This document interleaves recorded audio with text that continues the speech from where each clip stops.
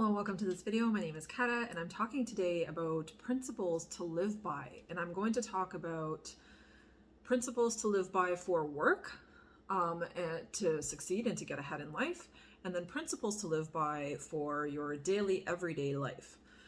Now, I'm going to start with the work first. And I wrote down the 5 different things here that really I have found I must do, and I must incorporate these principles into my daily life if I want to truly succeed in my goals and in my pursuits and in the things that I want to accomplish in my life, regarding my work. So the very first thing I wrote down was to get serious. And I wrote that down because when you finally decide to change your career perhaps, or to move in a new direction, or to try something new, then, initially it just becomes a thought, right? At first it's just a thought, it's an idea. And then you start to incorporate some feeling into that thought, and then you start kind of daydreaming about it and imagining what it would feel like to be, doing that thing. And then maybe perhaps you start to get excited about that thing, about this new path. But oftentimes what happens is we don't quite take those thoughts or those feelings seriously. And so, speaking from personal experience, I know for me, I knew for a long time that, YouTube was something that I was really truly meant to do. And I knew for a long time, within, I'm talking years, I've known for years that this was something that I was supposed to do, and I was meant to share different thoughts and ideas about spirituality and different ways to improve your life. However, I didn't take those thoughts seriously, and I didn't take those feelings within me seriously for the longest time. And it wasn't until recently that I truly started to feel like I really needed to get serious about this and really embody that new version of myself that I wanted to create in terms of my career, and that new experience that I wanted to have when it came to my work. So getting serious about those thoughts and those feelings that are coming up within you that, are nudging you towards change is going to be crucial in actually helping you to take the right steps to actually fulfill those dreams. Number 2 for work, principles to live by. So number 2 is to get smart. Now, get smart, what I mean by that is to educate yourself. So for me, because I came from a medical background basically, or a natural health background, being a massage therapist for almost 20 years, obviously YouTube wasn't something that I was familiar with. Social media and how to run social media, how to manage it, how to actually use social media was not something that I was familiar with. So I had to learn, and I had to educate myself on how I was going to, use these platforms to my advantage, how I was going to use them in a way that truly serves me and serves others. And I really, really had to take a long time to learn. And in the last 3 years now, I've been extensively studying and learning about all the different ways to use the different platforms, and just really familiarizing myself with the whole online world. Because like I said, as a massage therapist, you don't do much online for that kind of work. All the work is very much hands-on, right? So this was a completely new and, to be honest, scary area of life for me, because I just didn't have that tech savvy thing within me, because my job didn't require it previously as much. So getting smart and educating yourself on the topics, or on the new path, or on the new career, or whatever it is that you want to pursue, is going to be very, very helpful and beneficial to you to actually be able to get confident in that new direction and to start pushing yourself down that path. Now, number 3 is get going. So get going kind of ties into number 1 about getting serious. Getting going is truly putting into practice and applying all of the knowledge, all of the things that you learned in step 2, get smart, right? So get going means apply what you have learned and start. It doesn't matter if you don't know the whole, system and how it works. It doesn't matter if you don't know everything about, whatever it is you want to pursue, whether it's art and painting. So, maybe you don't know every our artist concept or whatever, but you know how to, you have a skill, right? And you're able to paint and do different things. Getting going and the action itself, I am finding, is the true experience. It is what gives you the motivation to keep going. It is what actually starts and propels you on the path, on this new path that you have chosen for your career. Because if you don't take action, you're basically not practicing, right? And we all have to practice. Like, you know, I'm still practicing and I'm still working on getting better and better at making these videos and really putting them together in a way that is to the point and concise. And it doesn't mean I know how to do it perfectly. I don't. But at the same time, I'm working on it and I'm practicing by posting and by consistently making these videos. And sometimes I just make practice videos and I don't necessarily post them, but I'll make a practice just to get going, just to move myself again in that direction. Because what we do when we change careers is you're really stretching yourself outside of your comfort zone, right? When you're going to go and do something completely different from what you have done before, that's a huge leap and a risk that we kind of have to take to move outside of the comfort zone that we have been in. So getting going and starting to gain experience and gain traction from that experience is crucial in actually really fulfilling those dreams. Now, number 4 is get excited. And this was something that I didn't really realize was important in the beginning until I really started to like get going, until I really started to make the videos and started to practice and started to, move through this process. I had to, at first it was like kind of like work, and I was super intimidated by it, and I was super anxious about it, and I was like, God, like I don't know what I'm doing, and it really was kind of a stressful experience in initially for me in the beginning. And then as I started to get going, I really realized that I needed to get excited about it, because like, why am I going to choose a new direction, a new path, career path for myself that I'm not excited about, and it's giving me anxiety and stressing me out? So it was my own perception about it that needed to shift. And I had to remind myself that, you know what? I'm going to get excited about learning how to do YouTube. I'm going to get excited about learning how to do social media. I'm going to get excited about like this new direction and the unknown, right? Because when we make big changes in our lives, we are going into the unknown. And so I had to really convince myself to get excited about the unknown, even though it was super scary initially.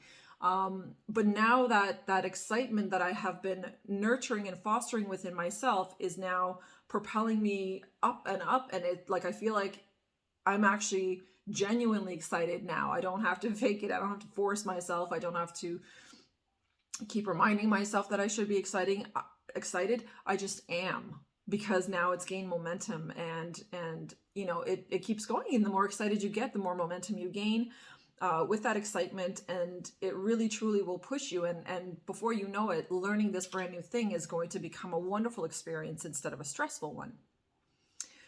So that brings me to my 5th point, which I really kind of denied within myself for a long time and didn't realize how crucial and important it was. And number 5 is to get away. And what I mean by get away is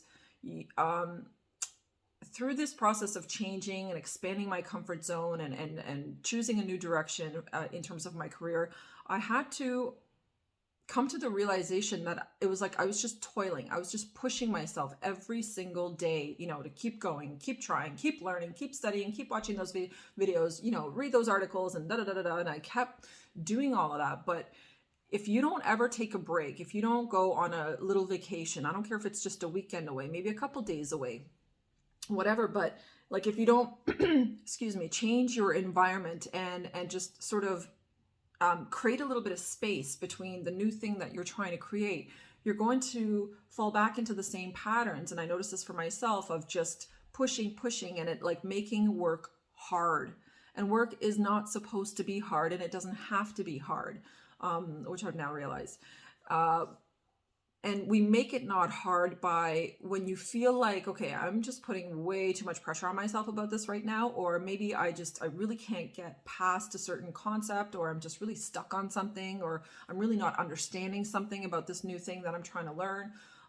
That's an indication that, like, okay, just take a break, back off, take a couple days, change scenery, go somewhere, do something fun and exciting, so that you can get kind of that anxious, stressful energy out of your system, and basically start with a fresh page. Start with a new page.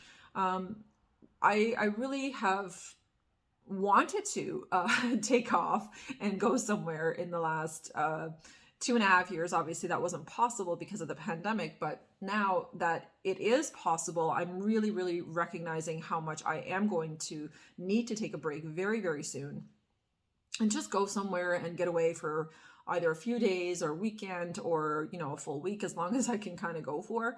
I'm going to try and get away just to give myself a little bit of break, a little bit of distance, a little bit of clarity. And when we give ourselves that clarity, all of a sudden new ideas can rush in. All of a sudden a fresh perspective that maybe you couldn't think of before, because you were so focused on problem solving that you actually couldn't see the true like answer to your query or to your problem, right? So that distance and getting away from it for a little bit is going to be extremely helpful. So those are the 5 points that are regarding work specifically. So these are everyday principles to live by for your work. Now I'm going to list the everyday principles to live by for your everyday life.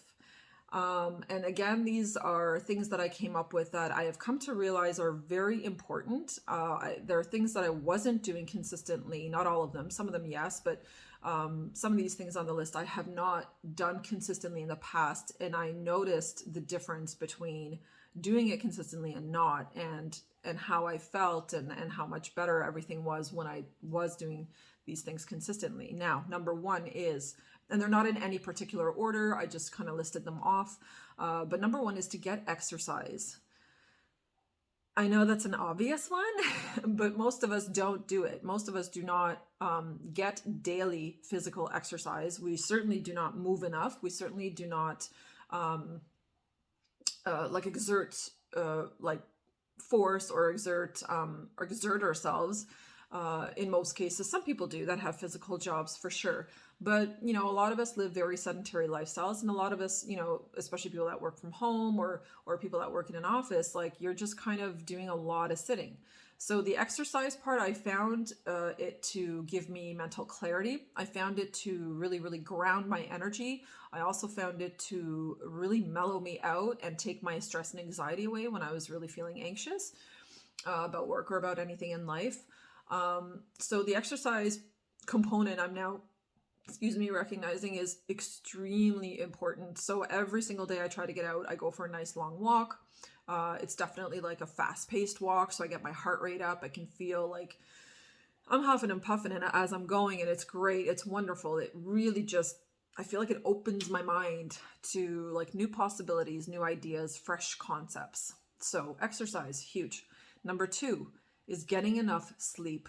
And I cannot talk about this enough, because I really noticed with myself that even if I do like 8 hours of sleep, sometimes I'm not rested. I don't feel rested when I wake up in the morning. So now I'm really focusing on looking at what time I go to bed, looking at what time I wake up, and really working on my sleep schedule. I'm also looking at the things that I'm doing before I go to bed. So what like my bedtime routine is, or my evening routine is before I'm getting ready to settle in, because I don't feel rested a lot of times when I wake up. So I've also, been looking at, obviously, a lot of different things can cause you to feel tired or to feel unrested in the morning when you wake up. And I'll get to one of the points that has to do with nutrition, excuse me, that definitely influences that. So getting enough sleep and getting good and high quality sleep is the number 2 point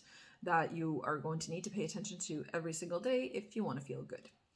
Now, number three is meditating. So meditation has become a very important part of my life, and I've come to realize that it is, if I don't meditate, then I oftentimes get extremely stuck in my head. I get very analytical. I start to overprocess and overthink so many different things in my life, even simple little things. Conversations will continue to replay in my head. Just there's a lot of like mental chatter that happens in my brain. So meditation has been a key component to getting myself just more in alignment with myself, and bringing myself back into my own vortex, as Abraham Hicks calls it, to stay in alignment with myself and not get anxious or not get overwhelmed by my own thoughts, by my own thought processes about how I perceive my external world. Number 4 is get healthy food in you. So, which comes back to the getting enough sleep thing.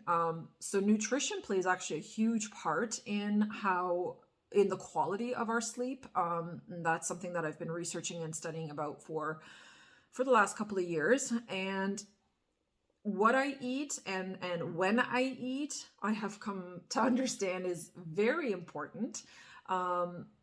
It matters. Timing matters, because there is a circadian rhythm that our body follows and that our body wants to be and is in tune with. But we can throw ourselves out of our circadian rhythm, and we can throw that off completely by not having the proper nutrition, by not eating at the proper times.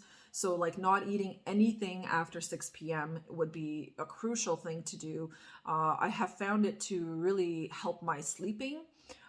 So if I go to bed with like an empty stomach, and I'm basically going to bed hungry, because I'm quite hungry when I'm going to bed in the evening if I'm not eating after 6, but my quality of sleep is way better, because now my body isn't working all night long just to digest that food. Because once we stop moving, the body actually from 3 p.m. to 3 a.m. is in its cool down phase, which means it's now getting ready to kind of like mellow out. It's slowing down. The metabolism is slowing down.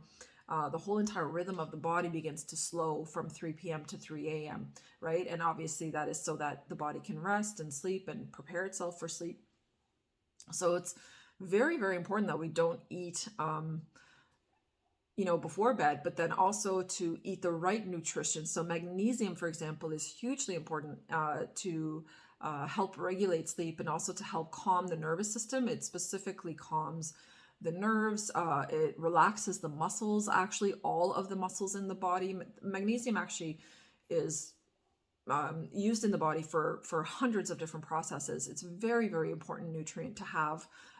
So if you have actually trouble falling asleep at night, it could be because you're significantly deficient in magnesium. That's something I started to do now as well, is to take magnesium in the evenings before I go to bed, to help relax everything and make my sleeping easier. So nutrition, good nutrition on a daily basis, and researching and learning about that, of what you should be eating, when you should be eating, is going to really, really help make a massive difference in your everyday life. And that brings me to my very last point, which of course is last but not least, definitely not least, is to get praying. Prayer, I have found, like nurturing my spiritual side, nurturing my soul through prayer and with prayer, has been instrumental. It has really kept me connected to my higher self. It has kept me connected to my angels, my guides, my spirit guides, my ascended masters, my ancestors. So prayer, and I will pray to my ancestors, or I'll pray sometimes to angels, or I'll pray specifically to source. I will pray specifically to Jesus Christ consciousness. So there's a lot of different energies that I pray to, and prayer is, like I said, it nurtures your spirit. It really feeds the soul. It makes you feel connected to something so much bigger and so beyond you, and it puts you into such a positive, such a peaceful state of mind. It makes a huge difference in our lives, and I think it's a very, very big component missing in most people's lives today. We have become very unspiritual and very materialistic, right? Very 3D. Everything is about stuff, and everything is about, just accomplishing things and moving forward and whatnot. But I find when I slow down and when I pause and when I pray, it really puts me into a completely different energy, and it shifts me to just a significantly higher vibration. It also brings confidence within me, and it brings confidence in the things that I am praying for, and it makes me and helps me to believe that I am going to receive those things in my life because I believe, and because I'm saying my prayers out loud. And I know that, you know, there's more and more videos now about spelling on YouTube. Like, I know that speaking my prayers out loud is truly bringing them into manifestation. It's only a matter of time. And now I've also learned to release my expectation of when that timing is, when I put my prayers out. So it just really allows me to flow a lot more with life, with everything. So prayer is hugely important. It doesn't have to be, you know, Hail Marys. It doesn't have to be anything specifically said. I find that the best way to pray is just to truly speak from your heart and ask for things from your heart that you are, you know, things that are positive for either yourself or for other people. Don't make it complicated. Just talk to spirit, talk to your higher self. And gratitude actually is a huge part of praying for me. So that's the first thing I do. I don't necessarily ask for things. I actually just express gratitude for the things that I already have, and the things that are coming into my life. I actually also express gratitude for those things. So thank you so much, you know, for the financial abundance that's coming into my life, or that is in my life. I try to put things into the present moment also when I'm praying. So be mindful of that. A lot of people pray like, you know, can I please have this? And I want this, like, you know, and the prayer wording is always feels like it's in the future. Don't do that. Put your prayers into the present moment, and the things that you are asking for. Thank you so much that I have this in my life now. That's the way to do it, and I have found that to be very helpful, and it actually works, and things do come into your life a heck of a lot faster because you're putting into the now, not into the future. If you keep praying for the future, then the thing that you want is always going to stay in the future, and it won't be in your present experience. So that's something that I've noticed. So these are my principles to live by that I've recently come up with. So I'll just quickly recap. For work, those principles are: number 1, get serious; number 2, get smart; number 3, get going; number 4, get excited; and number 5, get away to give yourself some mental clarity and space. And then for your everyday life, the principles to live by are: number 1, get exercise; number 2, get enough sleep and good quality sleep; number 3, get meditating; number 4, get healthy food in you and nutrition; number 5 is to get praying. So that's it, guys. That's my video for today, and I hope you found this helpful, and I hope that you're able to apply some of these principles in your life, even if not all of them right away. Maybe start with one principle and just make it a habit, a daily habit. Okay, I'm just going to try this one thing right now and make it a daily habit. Everything that we take action on and start doing becomes a habit. And the more you do it, the more ingrained that habit becomes. So choose your experiences and your actions wisely. Thank you so much for watching, for tuning in. Thank you for liking and sharing this video, and for subscribing to my channel, and I will see you in the next one.